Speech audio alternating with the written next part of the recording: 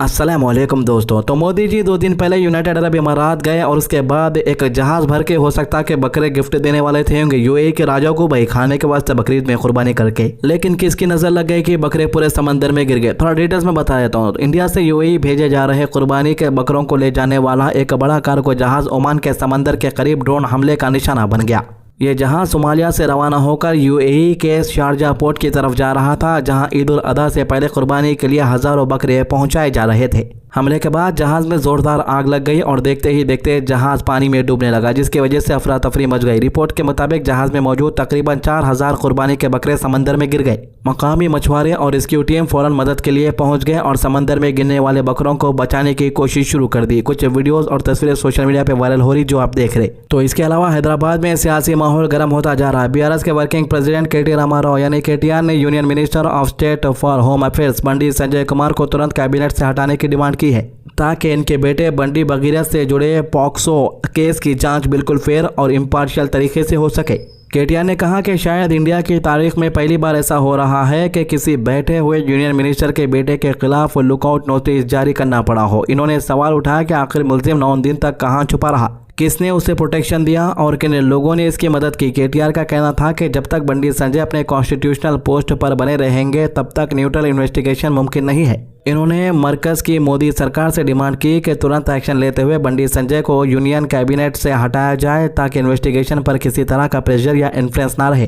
KTR ने यह भी कहा कि इतने सेंसिटिव मामले में अगर पावर और इन्फ्लुएंस का मिसयूज करने के आरोप लगने के बावजूद लोग बड़े कॉन्स्टिट्यूशनल पोजीशन पर बैठे रहे, तो ये सिर्फ तेलंगाना की नहीं बल्कि पूरे मुल्क के लिए शर्म की बात है। इन्होंने कहा कि अवाम सच जानना चाहती है और इस केस में पूरी ट्रांसपेरेंसी के साथ इन्वेस्टिगेशन होनी चाहिए। तो भाई मुल्क के अंदर आखिर क्या चल रहा है समझ के बाहर है। मुल्क के अंदर बीजेपी की सरकार है। बीजेपी की वही सरकार है जो अंधभक्तों की चाहती सरकार है, लेकिन इसके बावजूद भी ये लोग बेफजूल के एहतजाज करके रोडा जाम करते हुए दिख रहे। ताज़ा मामला देहरादून का है, जहां पर हिंदुत्व ऑर्गेनाइजेशन के कुछ लोग एहतजाज कर रहे थे। कई का एहतजाज लैंड जिहाद करते हैं, मतलब कि मुसलमान सारे ज़मीन खरीद ले रहे, इसके खिलाफ एहतजाज कर रहे ये लोग। भाई सबसे पहले ये लोगों को ये बात समझना होगा कि कौन सी भी ज़मीन खरीदने के वास्ते लाखों रुपए लगते हैं और लाखों रुपए मुसलमानों के पास है, तो जाहिर सी बात है ज़मीन खरीदेंगे। अब ये अंधभक्ता खुद जो है किराए के घर में रह के किराया तक महीने को टाइम का नहीं देते और उसके बाद ये लैंड जिहाद के वास्ते एहतजाज कर रहे। खैर एहतजाज करे तो करे। इस दौरान एक महिला स्कूटी से यहाँ से गुजर रही थी, तो ये लोग जो है उसको भी रोक लिए, मतलब कि जो लड़की यहाँ पर से जा रही थी उसको रोक के बोल रहे कि तू भी हमारे एहतजाज के अंदर शामिल हो जा। अब ये लड़की बेचारी इन लोगों को समझाने की कोशिश कर रही है कि मुझे ज़रूरी काम आते हैं, इसकी वजह से मैं घर को निकली। तो ये लोग बोल रहे हैं कि हमारे भी ज़रूरी काम है, हम तुम्हारे वास्ते जो है घरों से निकल के एहतजाज करें तुम्हारे हक के वास्ते बोल के। ये एक अजीब एहतजाज हो गया, जहाँ पर जाने वालों को तक रोक के एहतजाज में शामिल हो बोल के बोल रहे। अगर से कोई ये काम मुसलमान कर देता या कोई मुसलमान ग्रुप कर देता तो आज सोशल मीडिया पे हंगामा हो जाता, लेकिन एहतजाज करने वाले लोग भगवा कलर के कपड़े पहने हुए थे, इसीलिए इनका वीडियो नेशनल मीडिया पे नहीं दिखाया गया। जैसे ये लोग देखे कि दूसरे लोग इन लोगों का वीडियो बनाना शुरू कर दिए, तो इसलिए ये लड़की को समझा के भेजने की कोशिश करने का नाटक करे।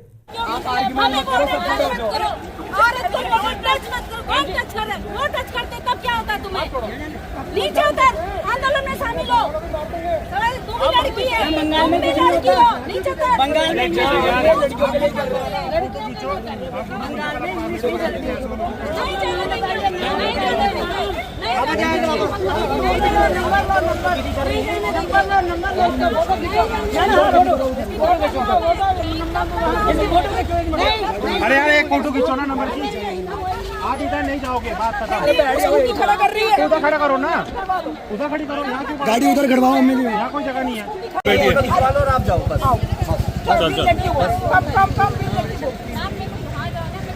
आप वहाँ स्कूटी खड़ी करो, वहाँ खड़ी करो।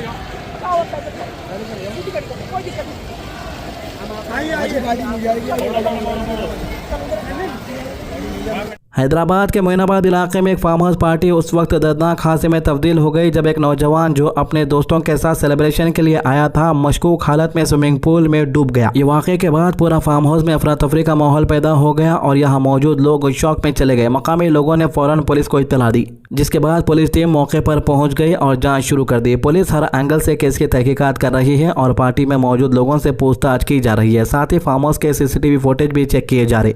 ताकि पता चल सके असल में क्या हुआ था और नौजवान की मौत किन हालत में हुई है। इधर घर वालों ने भी नाराजगी जाहिर की। उनका कहना है कि लाश को उनके फार्म हाउस पहुंचाने से पहले ही उस्मानिया हॉस्पिटल शिफ्ट कर दिया गया, जिसकी वजह से फैमिली में गुस्सा और सवालात पैदा हो रहे हैं। फिलहाल पुलिस पूरे मामले की गहराई से इन्वेस्टिगेशन कर रही है और मजीद तफसीलात का इंतजार किया जा रहा है। लेकिन सवाल ये उठता है कि जो फार्म हाउस के अंदर यानी जो स्विमिंग पूल के अंदर लाश मिली है, वो स्विमिंग पूल के अंदर आदमी डूब ही नहीं सकता, क्योंकि स्विमिंग पूल इतना गहरा नहीं है जिसकी वजह से उसके अंदर किसी के डूबने से मौत हो सकती है। यानी कि शक यही हो रहा है कि किसी ने इनको कुछ ना कुछ खिलाया होगा या किसी ने मारा होगा। केरला की सियासत में एक नया दौर शुरू हो गया है। कांग्रेस के सीनियर लीडर वी.डी. सतीशन ने 18 मई को केरला के नए चीफ मिनिस्टर के तौर पर कसम उठाई। असेंबली इलेक्शन में यूडीएफ यानी यूनाइटेड डेमोक्रेटिक फ्रंट की जबरदस्त जीत के बाद सतीशन को इस बड़ी जिम्मेदारी के लिए चुना गया। इस मौके पर तेलंगाना के चीफ मिनिस्टर रेवंत रेड्डी और कर्नाटका के मिनिस्टर्स भी मौजूद थे। तिरुवनंतपुरम के सेंट्रल स्टेडियम में एक बड़ा और पुरजोश कसम बरादरी का प्रोग्राम रखा गया, जहां गवर्नर राजेंद्र ने इन्हें और इनके कैबिनेट को कसम दिलाई। स्टेडियम में हजारों लोग मौजूद थे और सियासी माहौल काफी गर्म रहा। वी.डी. सतीशन की नई कैबिनेट में तजुर्बा भी है और नए चेहरे भी देखने को मिले हैं। इस कैबिनेट की सबसे खास बात यह है कि 14 मिनिस्टर्स पहली बार मिनिस्टर बने हैं। खुद वी.डी. सतीशन भी पहली बार किसी हुकूमती ओहदे पर आए हैं। इससे यह अंदाजा लगाया जा रहा है कि कांग्रेस और यूडीएफ इस बार केरला में एक नई सोच और नए अंदाज के साथ हुकूमत करना चाहती है। जैसे कि आप देख सकते हैं, कर्नाटका के चीफ मिनिस्टर सिद्धरामैया भी यहाँ पर मौजूद थे। कैबिनेट में 2 खवातीन को भी जगह दी गई और 2 शेड्यूल्ड कास्ट कम्युनिटी के मेंबर को भी मिनिस्टर बनाया गया। इस कदम को एक सोशल बैलेंस और इंक्लूसिव सियासत के तौर पर देखा जा रहा है। यूडीएफ के अंदर कांग्रेस को सबसे ज्यादा 11 मिनिस्ट्रीज मिली है, जबकि इंडियन यूनियन मुस्लिम लीग यानी IUML को 5 पोर्टफोलियोज दिए गए हैं। बाकी छोटी अलायंस पार्टीज को भी एक मिनिस्ट्री दी गई है ताकि अलायंस के अंदर बैलेंस बना रहे। इस नई कैबिनेट में सबसे ज्यादा तजुर्बा रखने वाले लीडर्स में रमेश का नाम भी सबसे ऊपर रहा है। 69 ईयर्स के केरला सियासत का एक बहुत बड़ा चेहरा माना जाते हैं। ये तीसरी बार मिनिस्टर बने हैं और इनका सियासी सफर लगभग 5 दशकों पर फैला हुआ है। जी हाँ, 1986 में सिर्फ 28 ईयर्स की उम्र में मिनिस्टर बनकर एक रिकॉर्ड बनाए थे और उस वक्त केरला के सबसे जवान मिनिस्टर बने थे। ये अलापुझा के हरिपड़ कॉन्स्टिट्यूएंसी से एमएलए हैं और चीफ मिनिस्टर रेस में भी इनका नाम काफी मजबूत माना जा रहा था। रिपोर्ट के मुताबिक इन्होंने होम और विजिलेंस जैसे अहम डिपार्टमेंट दिए जा सकते हैं। पहले भी ये 2011 से 2016 के दरमियान यूडीएफ हुकूमत में होम मिनिस्ट्री रह चुके हैं। रमेश ने मेंबर ऑफ पार्लियामेंट के तौर पर भी काम किया और केरला प्रदेश कांग्रेस कमेटी यानी KPCC के प्रेसिडेंट भी रह चुके हैं। इनका सियासी समझ और तजुर्बे को देखते हुए इन्हें कैबिनेट का एक बहुत अहम हिस्सा माना जा रहा। दूसरी तरफ इंडियन यूनियन मुस्लिम लीग के सीनियर लीडर PK भी इस बार केरला कैबिनेट का हिस्सा बने हैं। 74 ईयर्स के हैं, जो इंडियन यूनियन मुस्लिम लीग का सबसे बड़ा और ताकतवर चेहरा माने जाते हैं। ये पहली बार 1982 में असेंबली पहुंचे थे और तब से केरला सियासत में लगातार एक्टिव है। इन्होंने के करुणाकरन, AK एंथोनी और ओमैन चांडी की हुकूमत में भी मिनिस्टर के तौर पर काम किए थे। तो केरला की ये नई हुकूमत अब काफ़ी एक्सपेक्टेशन के साथ अपना काम शुरू कर रही है। लोगों को उम्मीद है कि वी.डी. सतीशन की लीडरशिप में यूडीएफ बेरोजगारी, डेवलपमेंट, इंफ्रास्ट्रक्चर और वेलफेयर जैसे इश्यूज पर तेजी से काम करेगी। साथ ही अपोजिशन भी हुकूमत पर हर कदम पर नजर रखेगी। अब देखना यह होगा कि तजुर्बा और नए चेहरों का यह मिस केरला की सियासत में कितना बड़ा तब्दीली लाता है। तो ये 3 मामलों के अभी तक के अपडेट। हमारे चैनल को सब्सक्राइब कीजिए, वीडियोस को ज़्यादा से ज़्यादा शेयर कीजिए। अल्लाह हाफिज़।